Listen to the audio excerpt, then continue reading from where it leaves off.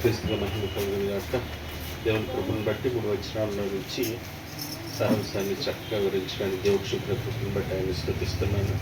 దయచేసి ఆలోచించేయండి. ఒక మాట తెలిసి చేస్తే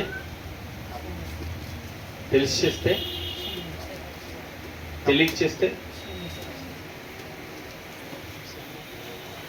తెలిసిందే, చిన్న విషయం. తెలిసి చేస్తే తప్పు, తెలియక చేస్తే ఎందుకు అడుగుతున్నా అంటే మాట వాక్యం నీకు తెలియనంత వరకు యేసుప్రభు గారు కూడా దాని పరిగణలోకి ఎందుకని నీకు నాకు తెలియదు కాబట్టి నీ మీద నేరమొక్కకే అవకాశం లేదు. కానీ నీకు తెలిసిన తర్వాత మాత్రం ఖచ్చితంగా సత్యం నీకు తెలిసిన తర్వాత కూడా దాన్ని అనుసరించకుండా నాకు తెలియలేదు, నాకు చెప్పలేదంటే ఉంటుందా రేపొద్దున మనం ఖచ్చితంగా ఉండదు. నీకు నేను తెలియచేశాను, నేను చెప్పినట్లుగా నువ్వు ఎందుకు ఉండలేదంటే రేపొద్దున ఖచ్చితంగా అడుగుతాను. ఒక్కొక్కసారి నాకు వాక్యం ఏంటంటే నాకు అదే అనిపించింది, చెప్పేశావు సమస్య లేదు, ఇక ఇట్లాగే ఉండాలి, రేపొద్దున తప్పించుకోవడానికి ఏమాత్రం అవకాశము లేదు. ఎప్పుడైతే ఎవరి దగ్గర వాక్యాలు వింటాక కూడా ఏం చేస్తుంది తెలుసు, అనుకుంటా అనుకోకుండా ఉంటాం మంచిది. ఎందుకంటే అది చెప్పారనుకో తర్వాత మనకి గబుక్కుని ఏం చేయాలి, అలాగే చేయాలి అని అనుకునేటటువంటి పరిస్థితి వచ్చిద్దేమోనని చెప్పి కొన్ని సందర్భాలు భయపడిన సందర్భాలు. ఎందుకు తెలుసా, అలాగ ఉండలేదు అంటే రేపొద్దున దైవ న్యాయ తీర్పులో ఖచ్చితంగా నిలబడాలి. కానీ వాక్యం చదివినప్పుడు మనం అనుకుంటాం మన తెలివితేటలను ఉపయోగించి, ఆయన మనకన్నా అనంత జ్ఞాని కదా, ఒకసారి తప్పించుకుంటే 4 సార్లు ఇరికిచ్చి చోట తీసుకొచ్చి ఖచ్చితంగా కూర్చోబెడతాడు. బాగుందా ఇప్పుడైనా అడుగుతాడు, దేవ స్తోత్రాలు నీకు వందనాలు ఆయన అనేటట్లు. వాక్యం విన్న మనం ఖచ్చితంగా ఏదైతే చెప్తున్నాడో అలాగే మనం మీరు ఎలా ఉండాలంట, అలాగే మనం ఉండాలి. మొదటి వచ్చిన ఏం చెప్పారు, దరిద్రుల మొర ఆలకించకపోతే వాళ్ళ మొర కూడా ఆలకించరంట. ఆలకిస్తున్నారు దరిద్రుల మొర. ఎవరి బాధలు ఉన్నప్పుడు చెప్పినప్పుడు, రోడ్డు మీద కావాలన్నప్పుడు మాకే లేదు మేమేం చేయము అని చదువుకుంటా వెళ్ళిపోతూ ఉంటాం. ఆయన కూడా ఏం చేస్తాడు, నాకు ఖాళీ లేదు ఇప్పుడు, నాకు కూడా కుదరదులేని ఆయన కూడా ఏ కొలతతో కొలుస్తావో అదే కొలతతో నీకు కూడా కొలవబడుతుంది. న్యాయ తీర్పులో ఏమీ సందేహం ఏమీ లేదండి. 2వ వచనంలో ఏం చెప్పారు, సమాధానాన్ని ఎక్కడ కోరుకోవాలి? సమాధానాన్ని మన ఇంట్లో వరకేనా, లేకపోతే సత్యస్వరూపి వరకేనా? అందరి దగ్గర కోరుకోవాలి. పక్కింట్లో లేకపోయినా, వెనకింట్లో లేకపోయినా, చుట్టాలు లేక ఎవరి విషయం మనకు తెలిసినా కూడా వాళ్ళ సమాధానం కొరకు మనం ప్రార్థన చేసేవారిగా, తండ్రి వాళ్ళకి సమాధానం తెచ్చేమనేవారిగా మనం ఉండాలి. 3వ విషయం నీతిమంతులుగా ఉండాలి. నీతిమంతులుగా ఉండాలంటే ఎలా ఉంటాం? వాక్యాన్ని చదివితే ఎలా ఉండాలో దేవుడు మనతో మాట్లాడుతున్నాడు కనుక ఆ వాక్యాన్ని అనుసరించి జాగ్రత్తగా నడుస్తాం. నీతిమంతుడు ఉంటే ఏముంటుంది మన హృదయాల్లో? రేపు మోడీ గారు మాట్లాడుతా అంటున్నాడు, మరి ఇప్పటి వరకు అయితే పర్వాలేదు, మనం యుద్ధం కనుక కంటిన్యూ అయితే అని ఆయన వంటలా చెప్పేసేసాక మన జాగ్రత్తగా ఉందాం అని చెప్పి చెబుతున్నాడు ఆయన నెలకోకుండా. అంటే తర్వాత ఏం జరిగిందో మనకి తెలియదు. ఆ యుద్ధం వచ్చింది కనుక అందుకే వచ్చింది కాబట్టి మనం జాగ్రత్తగా ఉంటామా? కొంతమంది ఇలాంటి జరిగేదాకా నిద్రపోతా ఉండి అవి వచ్చినప్పుడు మాత్రం లేపుతారు గబుక్కున. అవునా? అట్లాంటి వాళ్ళం కాదు. మనం ఎప్పుడు మెలకుగా, ఎప్పుడు నీతిని అనుసరించేవారుగా, ఎప్పుడు వాక్యాన్ని అనుసరించేవారుగా మనం ఉండాలనేది దేవుని యొక్క ఆలోచన. నీతిమంతుడు సింహం వల్లే ధైర్యంగా ఉంటాడు. మాతో కూడా బ్రదర్ ఉంటాడు, ఆయన అంటే ఇలా యుద్ధాలు జరుగుతున్నాయి, ఇదంతా జరిగిపోద్దంట, అంత అయిపోయేటట్లుందంట, అమ్మయ్య ఇంకా వెళ్ళిపోతాంగా అంటాడు. ఇంకా ఊరు ఆయన ఈడిగా తెచ్చావు ఇంక వెళ్ళిపోతాం కదండి అయితే అంటున్నాడు. మంచోడు బాగా చదువుకొని ఉన్నావు, నువ్వు మాత్రం మామూలుగా లేవు, గ్యాస్ బండ్లు దొరకకుండా, పెట్రోల్ దొరకబట్టి ఇవన్నీ అయిపోయింది, కరువు వచ్చేసిందంటే ఇదంటే రాకడ చూసి వచ్చేసినట్టు తొందరగా అంటే ఇంక వెళ్ళిపోతాం అయితే తొందరగానే అంటున్నాడు. ఓరి బాగున్నాడు కాదు అని మనకుంటుందా అలా ఆలోచన? గ్యాస్ బండ్ దొరకదంటే అంటే ఇంట్లో డబ్బులు వడ్డీకి తెచ్చుకొని ఎక్కడ చోట పెట్టుకుంటే పోతే ఇట్లా నీ ఆలోచన చేసుకుంటాం. వాడు అంటున్నాడు వెళ్ళిపోతాం అయితే తొందరగా అన్నాడు. మనకి ఎక్కడ ఉంది ఆలోచన? దేవుడు ఒక్కొక్కసారి మన చుట్టూ జరుగుతున్న పరిస్థితుల్లో దేవుడు మనల్ని పరీక్షిస్తూ ఉంటాడేమో, ఏం తెలుసుకుంటున్నారు, ఎలా ఉన్నారు, ఏం చేస్తున్నారు, ఏం ఆలోచన చేస్తున్నారని. ఆ ఆలోచనలు బట్టి, ఆ పరీక్షను బట్టి మన ఆత్మీయ జీవితాలు తెలిసిపోతా ఉంటాయి. దేవునికి స్తోత్రం. అలా పరీక్షిస్తున్నాడు. ఆ పరీక్షలో ఓడిపోయేవాళ్ళుగా కాక ఆయన కృపని పొంది, ఆయన వాక్యాన్ని చదివి, వాక్యానుసారి నడిచి ఆయనతో ఉండే భాగ్యం కొరకు ఎప్పుడు సిద్ధపడేవాళ్ళుగా ఉందాం. దేవునికి స్తోత్రం కలుగును గాక. ప్రార్థన చేద్దామా అనే హిమాలయాన్ని వచ్చి ప్రయత్నిస్తారు. ఏకీపిద్దాం. చెప్పబడిన మాటల నిమిత్తం అన్నచ్చురాని మాటలు ప్రార్థన చేస్తారు. ఏకీపించి ప్రార్థించుకుందాం. స్తోత్రం స్తోత్రం స్తోత్రం స్తోత్రం. పరిశుద్ధుడా పరిశుద్ధుడా, మీ పరిశీలించడానికి నాయన, మీ లేఖనాలు పరిశోధించడానికి ప్రభువా నీవు ఇచ్చినటువంటి నాయన తరుణాన్ని బట్టి నాయన అవకాశాన్ని బట్టి నీకే వందనాలు స్తుతులు స్తోత్రాలు ప్రభువా. నాయన ఎందరికో లేని భాగ్యం ప్రభా మాకు దయచేసావా, నీకే వందనాలు స్తుతులు స్తోత్రం ప్రభా. మేము సత్యంలో నుండి ప్రభా సర్వసత్యంలోనికి నాయన మమ్మల్ని నడిపించండి అయ్యా, నడిపిస్తున్నారయ్యా, నీకే వందనాలు స్తుతులు స్తోత్రాలు ప్రభా. నేను కేశవ్ గారు నిలబెట్టుకుని ప్రభా నాయనమ్మ ఎన్నో విషయాలు ప్రభా, లోతైన విషయాలు మాకు నేర్పిస్తున్నారయ్యా, వందనాలు స్తుతులు స్తోత్రాలు ప్రభా. మా పాటల ద్వారా మీరే మహిమ పొందారని నమ్ముచున్నామయ్యా, మా ప్రార్థన ద్వారా మీరే మహిమ పొందారని నమ్ముచున్నామయ్యా. దైవత్వడిన వాక్యాన్ని బట్టి నాయన నీకే స్తుతులు స్తోత్రాలు ప్రభా.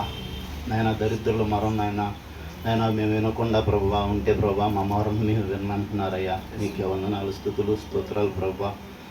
ఎన్నోసార్లు ప్రభా నాయన బేదలను దరిద్రులను ప్రభా మేము పట్టించుకోకుండా నాయన ఉంటున్నామయ్యా, క్షమించండి ప్రభా.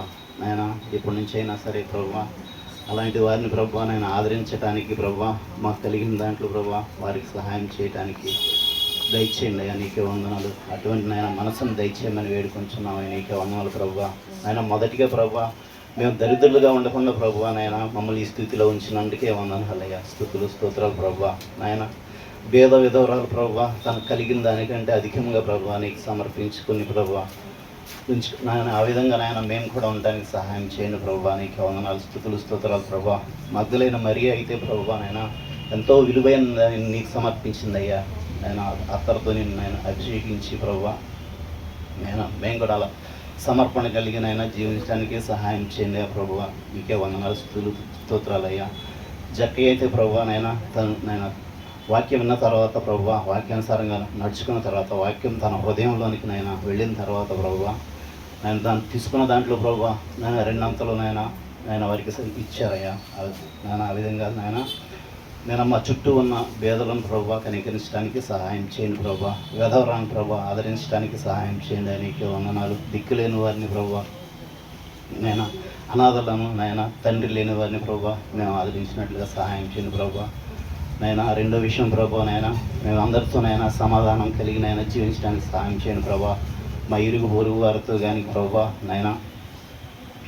అందరితో ప్రభా బంధువుల్లో ప్రభా నేను అందరితో సమాధానం కలిగి జీవించడానికి సహాయం చేయండి ప్రభా, నీకే వందనాలు స్తుతులు స్తోత్రాలు ప్రభా.